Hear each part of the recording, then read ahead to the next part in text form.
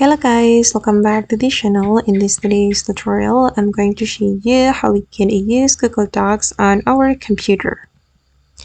Okay, let's get into it guys. Here I have opened my computer, and first of all, we need to open up our Chrome browser to access the Google Docs.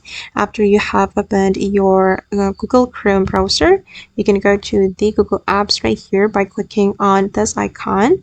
And here we need to scroll down until we find the Google Docs. Okay, click on the Google Docs, and if you want to create new document, you can select blank document, or you can also use template from the Google Docs. You just need to click on template gallery and you will get a lot of templates right here, and you can choose the template according to your need. But if you want to create new document, you can select blank document. Okay, and you can type anything in this Google Docs.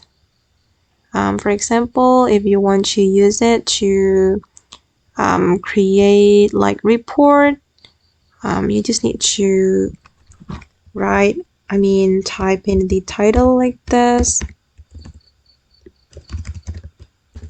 Basically, you can use it like Microsoft Word. Okay, and I'm going to change the alignment like this, and you can make it bold, italic, or underline. It's up to you. And here you will be able to increase the font size or decrease the font size. And if you want to change the font, you can go to the font right here, and I'm going to change it to Times New Roman.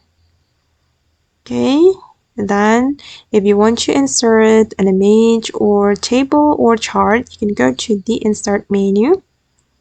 Wait, I'm going to enter, and I'm going to insert, for example, image. I'm going to upload an image from my device. I'm gonna go with this one, guys. I'm gonna click on open, and as you can see that the image has been added to this document, and you'll be able to edit the image if you want.